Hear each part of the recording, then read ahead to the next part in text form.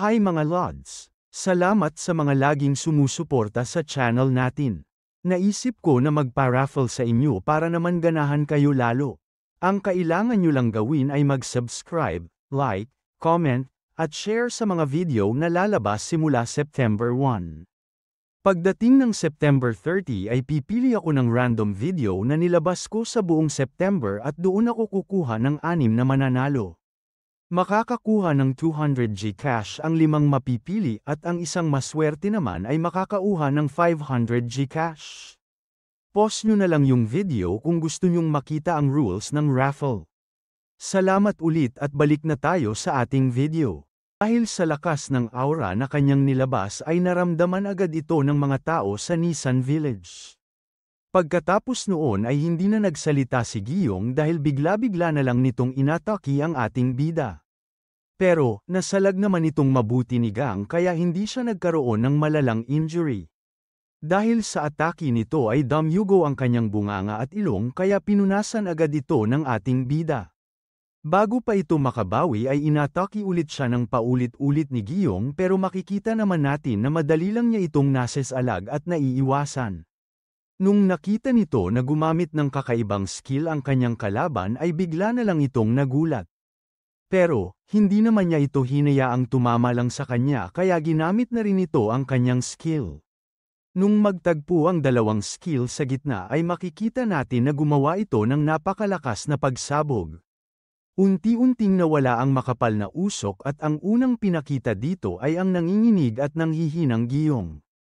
Hindi naman makapaniwala si Gang Nuna nakita na rin ito na bigla na lang bumagsak sa lapag ang kanyang kalaban ng dahil lamang sa nangyaring iyon. Kaya, nagtataka nitong inisip kung ito ba talaga ang pinakamalakas na disipulo ng kanyang master na tumaksil sa Patchen Clan. Hindi naman pumayag si Giyong na hanggang doon lang ang kanyang gagawin kaya mabilis itong tumayo at umatake ulit. Nainis ito dahil kahit ano ang ataking gawin niya ay hindi tumatama ang kanyang mga ginagawa. Kaya, nag-concentrate ito ng mabuti at ginamit ang isang Patchen skill papunta sa binata. Ang inisip nito ay tinamaan ang kanyang ginawa ang ating bida kaya kumalma muna ito sandali. Pero, nanlaki ang mga mata nito nung naramdaman niya na nasa likod lang pala si Gang. Sinabi niya sa kanyang isip na kailangan agad niyang unahan ang ating bida kaya sinubukan niya ulit itong atakihin ng patalikod. Kaso, hindi pa rin niya ito tinamaan at ang malala pa dito ay bigla na lang siyang bumaliktad sa ere. Kaya pala ito nangyari ay madali lang siyang tinapon ni Gang nang wala man lang hirap. Makikita dito na seryoso ang mukha ng ating bida habang binabato niya ang katawan ni Giyong sa puno. Hindi naman nakatayo agad doon ang kanyang kalaban dahil bigla na lang itong umubo ng walang tigil at nagdura ng dugo. Habang nangyayari ito ay hindi muna kumilos ang ating bida dahil tumingin lang muna ito sa lalaki. Makalipas lamang ang ilang sandali ay pinilit ni Giyong ang kanyang sarili para tumayo at tinanong kay Gang kung ano pa ang kanyang hinihintay. Naaawa daw ba siya sa kanya dahil sa kanyang itsura o nagdadalawang isip siya dahil sa ginawa niyang pagligtas sa kanyang buhay? Nung hindi agad sumagot ang ating bida ay sinabi pa ng lalaki na akala ba nito ay nandoon siya para ipaghiganti ang kanyang master sa ginawa nilang pagtangkang pagpatay dito. Hindi pa rin nagsalita doon ang binata dahil pinapakinggan lang nito ang mga sinasabi sa kanya ni Giyong. Pero, dahil paulit-ulit ito sa pagtanong kung ano pa ang kanyang hinihintay ay sinabi na ni Gang na makikita rin niya ito. Gagawin daw nito kay Giyong ang paraan kung paano niya mismo papatayin ang lahat ng tumaksil sa kanyang master at sa Patchen Clan. Pero, bago pa ito magawa ng ating bida ay bigla na lang may kahoy na mabilis dumiretso sa kanyang mukha. Sa malayo pa lang ay nakita na yun ni Gang kaya madali niya itong naiwasan sa isang iwas lamang ng kanyang leeg. Pagkatapos noon ay bigla na lang lumabas ang napakaraming tauhan na galing sa Nissan Village. Pagdating nila sa harap ng ating bida ay agad na lang nilang nilabas ang kanilang mga sandata. Mabilis pumilibot ang mga ito kay Gang at tinutok ang kanilang mga sandata sa kanyang direksyon. Hindi naman nakaramdam ng takot ang ating bida dahil makikita natin na tumingin lang ito ng masama sa mga siraulo. Bago mag-umpisa ang mga ito ay sinabi ng kanilang team leader sa ibang nandoon na dalhin muna nila sa ligtas na lugar ang kanilang master. Sumunod naman agad sa kanya ang mga ito pero pinatigil rin sila ni Giyong. Sinabi nito sa kanilang lahat na kailangan agad nila itong itigil at huwag na silang makisali dito. Hindi naman nakinig sa kanya ang mga nandoon dahil sinabi sa kanila ng leader na ang binata sa kanilang harapan ang gustong pumatay sa kanilang master kaya kailangan rin nila itong patayin. Gawin daw nila ang lahat ng kanilang makakaya na para bang nakasalalay ang mga sarili nilang buhay dito. Dahil hindi na natutuwa dito si Gang ay seryoso nitong sinabi na umalis na lang sila doon. Dahil kung hindi ay papatayin daw niya ang lahat ng harang sa kanyang dadaanan. Medyo kinabahan ang mga ito nang dahil sa pagiging kalmado ng Tabachoy pero hindi pa rin sila nakinig dahil tinaas pa rin nila ang kanilang mga sandata. Dahil dito ay nag-iba na ang itsura ng ating bida at naghanda na ito para labanan ang lahat ng nakaharang. Pero, bago pa siya makapaglakad paarap ay napansin nito na may nahulog na bato malapit sa kanya. Tinignan nito kung saan yun nanggaling pero ang nakita lang niya ay ang iba pang bato na lumilipad papunta sa kanya. Hindi rin alam ng mga nandoon kung saan ito nanggaling kaya tumingin sila sa kanilang likod. Doon na nila nakita na ang may gawa pala nito ay ang mga nakatira sa Nissan Village.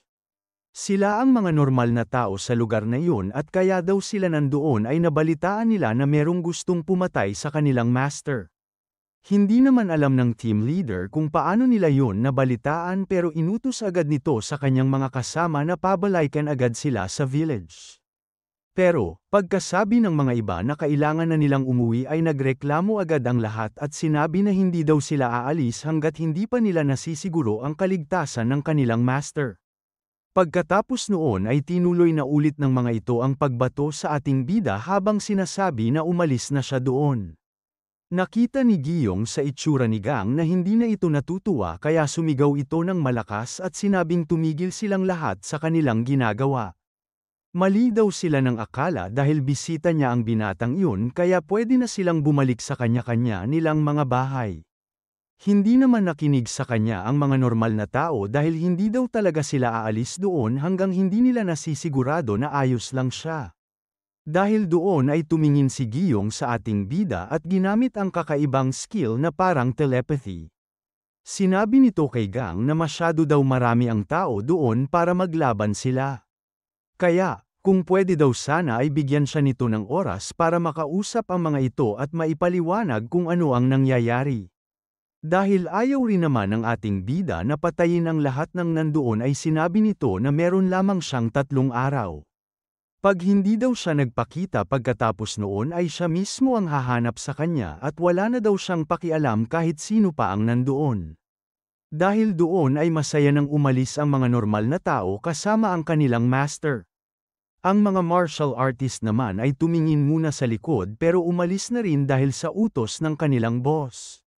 Pagdating sa harap ng kanyang opisina ay hindi pa rin umaalis doon ang mga tao kaya tinanong ni Giyong kung ano pa ang ginagawa nila doon.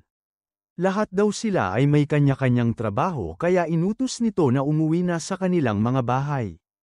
Hindi naman nakinig sa kanya ang mga ito dahil hindi pa daw sila sigurado na umaalis na sa kanilang lugar ang kanyang kalaban.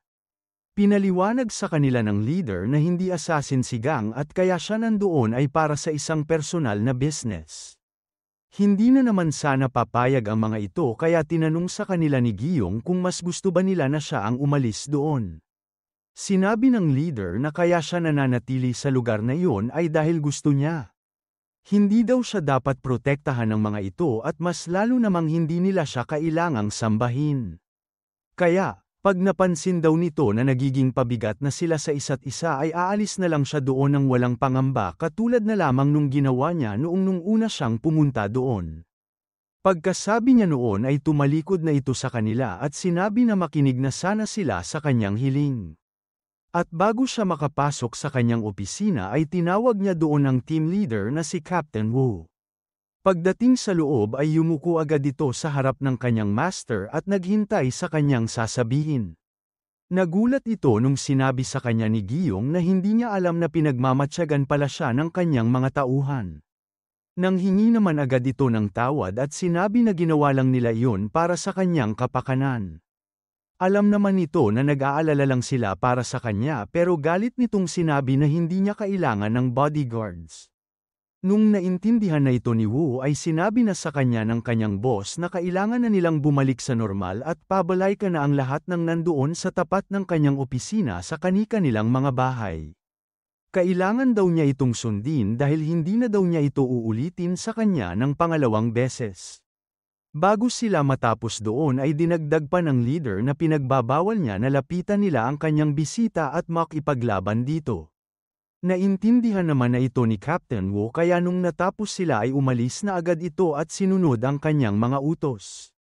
Hindi naman madali ang kanilang ginawa sa buong Nissan Village kaya inabot ang pagkausap sa lahat ng tao doon ng 2 araw. Pagdating ng pangatlong araw ay makikita natin na nag-aabang lang sa gubat ang ating bida para kay Giyong. Dahil sa tagal ng kanyang paghihintay ay makikita natin na umabot na ng gabi. Pagdating ng madaling araw ay bigla na lang niyang narinig na merong mga tao na naglalakad papunta sa kanyang direksyon. Hindi muna ito pinansin ni Gang dahil alam nito na iyon ang mga mandirigmang tauhan ng kanyang kalaban. Pero, pagkatapos ng ilang segundo ay nagsalita na rin si Gang at sinabi na binalaan na niya ang mga ito. Mamamatay daw sila kung ipipilit nila ang pangingialam sa laban nila ng kanilang master. Kahit na ganun ay binunot pa rin nila ang kanilang mga sandata at sinabi na kilala daw nila ang ating bida. Pero, may mga kailangan daw talaga silang protektahan kahit ang mga buhay pa nila ang kapalit. Kaya kung gusto pa rin daw niyang labanan ang kanilang master ay gagawin nila ang lahat para mapigilan siya. Dahil doon ay wala nang nagawa ang ating bida kundi ang labanan ang mga ito. Sinabi niya na kung ganun talaga ang kanilang iniisip ay wala na siyang magagawa at titignan na lang daw niya kung ano ang magiging reaksyon ni Giyong sa kanilang kamatayan. Nung narinig ito ng mga sundalo ay bigla na lang nilang pinalibutan ang binata. Pero, bago sila makapag-umpisa ay sinabi muna sa kanila ni Gang na hindi daw niya maintindihan kung ano ang kanilang iniisip. Tinanong nito kung bakit ba nila ginagawa ang lahat para lamang protektahan ang kanilang master. Pinaliwanag nito na hindi daw talaga nila alam kung ano ang ugali ng lalaking iyon kaya kung aalis na lang sila ngayon din ay hindi na sila nito idadamay. Sinabi naman ni Captain Wu na wala silang pakialam kung ano ang nakaraan ng kanilang master kaya hindi daw sila aalis doon kahit mamatay pa sila. Hindi naman nakapagsalita agad ang ating bida dahil bigla nitong naalala ang nakalaban niya bago siya makarating doon. Kaya, inisip nito na kahit ano ang kanyang sabihin ay hindi gagana sa kanila gaya ng nangyari sa lalaking iyon. Bago mag-umpisa, sinabi sa kanila ni Gang na kung sa tingin nila ay maawa siya nang dahil sa kanilang katapatan kay Giyong ay nagkakamali sila. Wala daw siyang pakialam kahit sila pa o ang mga matatanda sa kanilang village na walang alam makipaglaban ang pumihil sa kanya dahil dudurugin daw nito kahit sino ang hamarang. Sumagot naman doon ang lalaki at sinabi na alam naman nila iyon kaya kahit anong mangyari ay hindi na niya makikita ang kanilang master.